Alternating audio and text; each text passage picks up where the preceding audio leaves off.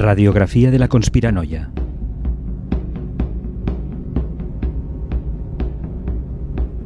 Este es un espacio de divulgación académica y científica sobre las teorías de la conspiración, así como sectas, estafas y pseudociencias.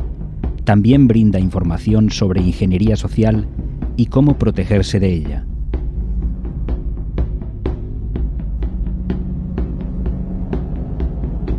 Radiografía de la conspiranoia.blogspot.com.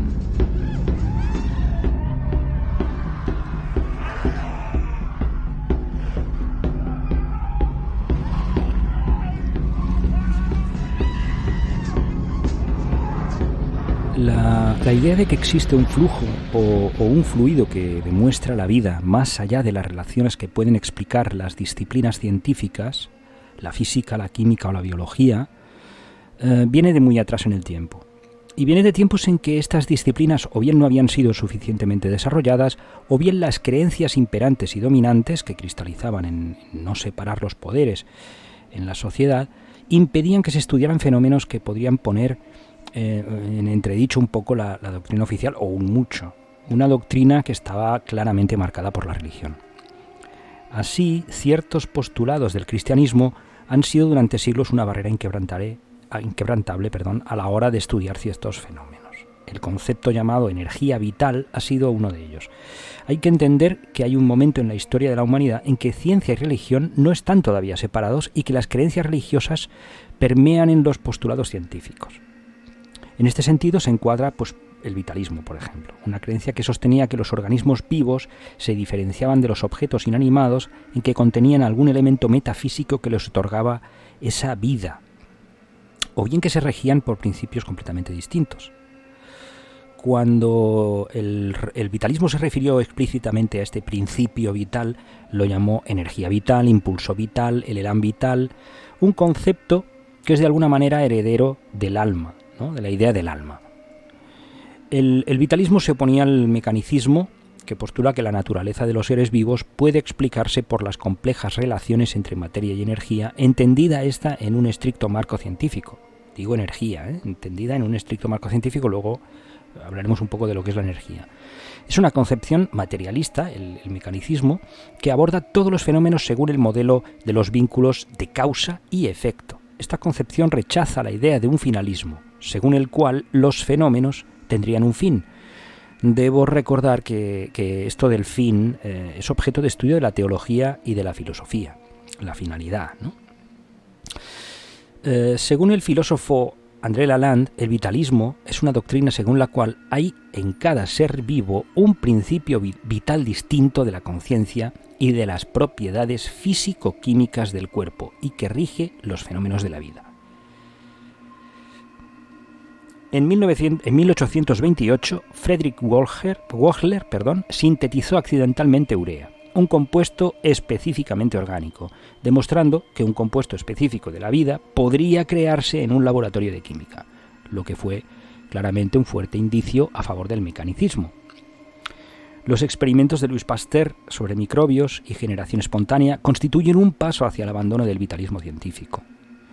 Uno de los hechos a los que se referían los vitalistas era que al llenar un tarro con harina y luego sellarla herméticamente, se observaba la aparición a las pocas semanas o meses de pequeños gusanos de la harina, ¿no? Los escarabajos de la harina o el tenebrio molitor.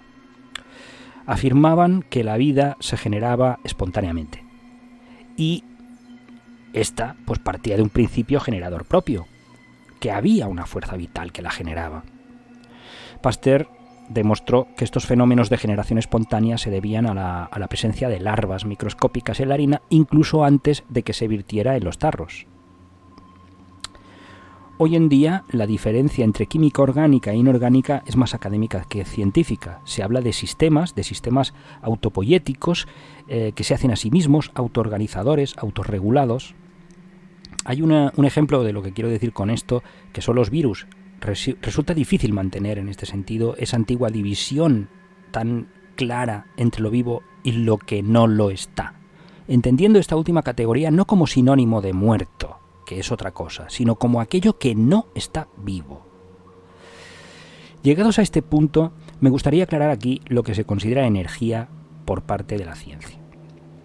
Y entiendo que esta explicación, bueno, supongo que si hay algún físico que, que me esté escuchando, pues igual me da un bofetón. Pero bueno, quiero que se entienda que estoy generalizando, que estoy poniendo ejemplos, pues eso, generales, para que podamos entender todos un poco qué es esto de la energía y por qué esa palabra utilizada en el ámbito de las pseudociencias no tiene ningún sentido. La energía es la cantidad física que mide la capacidad de un cuerpo o sistema físico para realizar un trabajo. Y en el Sistema Internacional de Unidades la energía pues se expresa en julios. El término energía derivaría del latín, a su vez tomado del griego, y fue introducido por Aristóteles en el campo filosófico para distinguir la dynamis, la posibilidad, el poder de la materia informe, de la capacidad real, energía, de hacer que las cosas adquieran una realidad formal. Si observamos que la capacidad de un sistema físico para realizar un trabajo disminuye a medida que se produce, podemos definir energía como una propiedad que posee el sistema y que se puede intercambiar entre los cuerpos a través del trabajo. O sea, la energía no se crea, sino que se transforma, y es durante esa transformación cuando se manifiestan sus diferentes formas, cuando se dan sus diferentes manifestaciones. O sea, al final de cualquier proceso de transformación energética nunca puede haber más o menos energía en el sistema, quiero decir, que la que había al principio. Siempre se mantiene. La energía no se destruye. Pasa de un cuerpo a otro, para entendernos, en forma de calor, ondas o trabajo, ya que solo una parte de la energía transformada es capaz de producir trabajo y la otra se disipa en forma de ese calor o de esas ondas o vibraciones mecánicas, se disipa. Me gustaría leer una reflexión de Brian Dunning, que es un escritor y productor estadounidense que se centra en la ciencia y el escepticismo. Bueno, su trabajo se basa en eso, ¿no? En la ciencia, divulgador de ciencia y tal, con pensamiento escéptico. Y es un comentario a tenor del concepto de energía y del mal uso que se hace precisamente en el ámbito de las pseudociencias y en la cultura popular. Y él dice: la energía es tan solo lo siguiente: una medida de capacidad de trabajo. Pero en la cultura popular, energía se ha convertido en un sustantivo. Con frecuencia se habla de energía, como si fuera una cosa en sí misma, como halo de poder resplandeciente, que puede ser contenida y utilizada. Aquí hay una buena prueba. Cuando escuche el uso de la palabra energía, sustitúyala con la frase capacidad medible de trabajo. ¿El uso de la palabra todavía tiene sentido? Recuerde, la energía misma no es lo que se mide. La energía es la medición del trabajo realizado o de la capacidad de trabajo potencial. Por lo tanto, este concepto de la nueva era de que el cuerpo tiene un campo de energía está fatalmente condenado. No existe tal cosa como un campo de energía. Son dos conceptos que no están relacionados. Bueno, a mí me parece un comentario bastante esclarecedor de lo que significa, de lo que es la energía. Antes de hablar de los diferentes conceptos místicos que se relacionan popularmente con la energía mística o vital, me gustaría hacer referencia a las máquinas de movimiento perpetuo, un concepto que fue crucial en la elaboración de experimentos mentales destinados a desarrollar la termodinámica y sus leyes.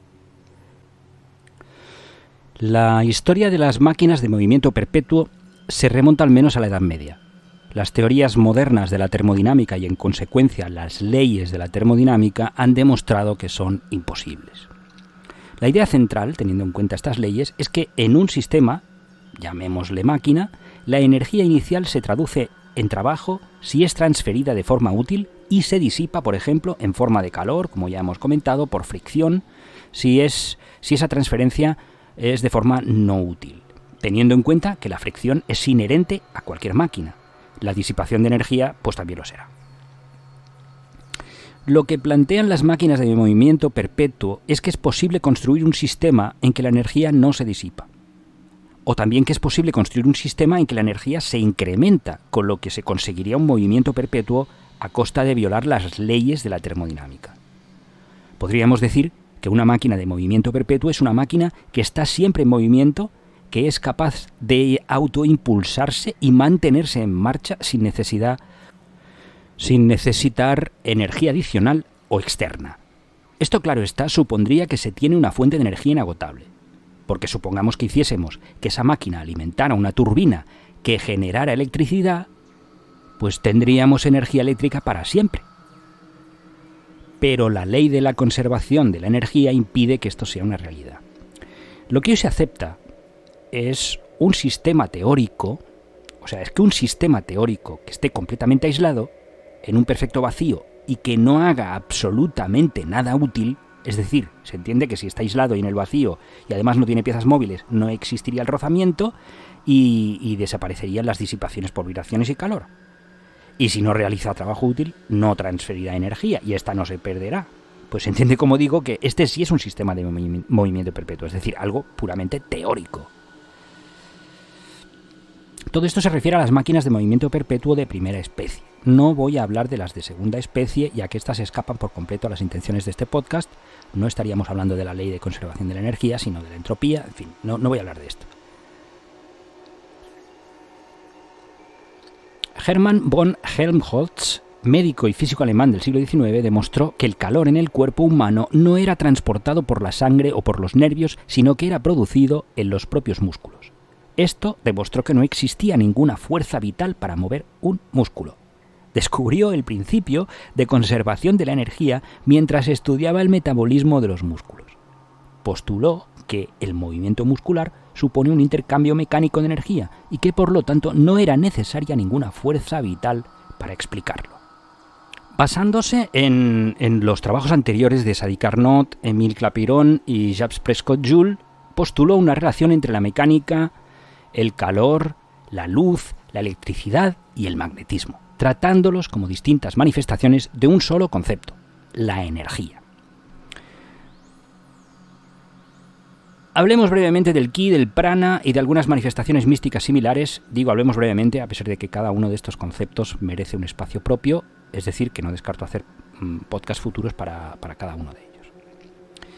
En la mitología china, numerosos textos antiguos describían el chi como una fuerza vital, que lo impregnaba todo y unía su entorno. El chi también estaba alrededor y pasaba a través del cuerpo, formando una unidad, un conjunto, o sea, cohesionando el cuerpo, para entendernos. Al comprender el ritmo y el flujo del chi, creían que podían guiar los ejercicios y tratamientos para proporcionar estabilidad y longevidad. Aunque el concepto ha sido importante dentro de muchas filosofías chinas, a lo largo de los siglos, las descripciones del chi han variado y en ocasiones han estado en conflicto, o sea, se han contradicho. El chi supuestamente podría aumentar, acumularse, bloquearse, dejar de fluir, y otras propiedades, muchas de ellas incompatibles con el concepto de energía. Cabe destacar aquí que se plantea el chi como una energía que fluye por el cuerpo a través de los meridianos. Ya he comentado lo que conocemos como energía y no fluye, y menos por canales o conductos. La energía en todo caso se propaga. Recordemos la idea de capacidad medible de trabajo. En cuanto al prana, la palabra en sánscrito prana, en el magma de culturas, etnias, diferentes expresiones culturales de la India, tiene un significado complejo porque integra simultáneamente las nociones de respiración y el principio vital de la respiración y su manifestación orgánica en la misma. Es decir, si pensamos que al respirar inhalamos y exhalamos un aliento vital, eso se llamaría prana.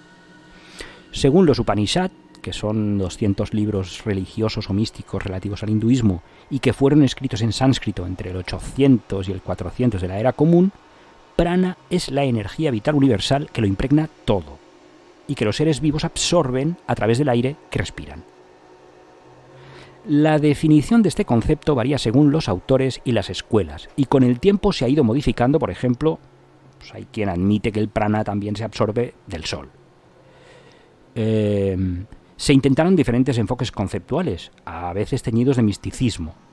Todo esto dentro del hinduismo. Estos ensayos se multiplican desde el periodo de la composición del principal Upanishad, que es el Mukya Upanishad, hasta el yoga de Patanjali.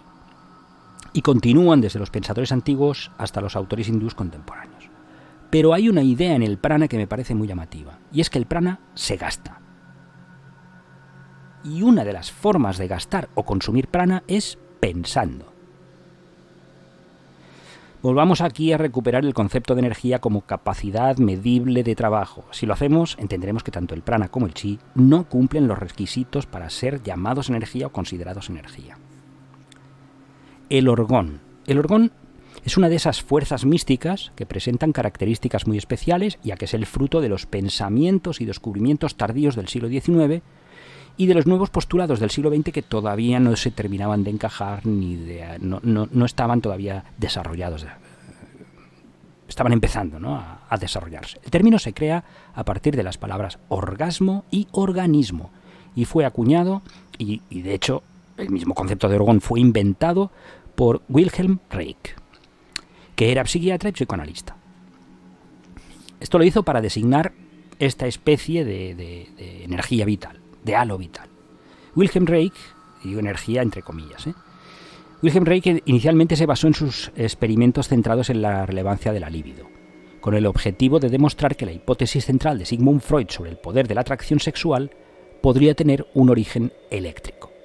La electricidad era, según él, solo una manifestación de esta energía de la vida. La teoría del orgón está hoy ya totalmente desfasada y descartada por la ciencia. Wilhelm Reich creía que podía manipular, dirigir, medir con termómetros, electroscopios, telescopios, contadores Geiger, entre otros, las manifestaciones de este fenómeno, pero nunca lo consigue.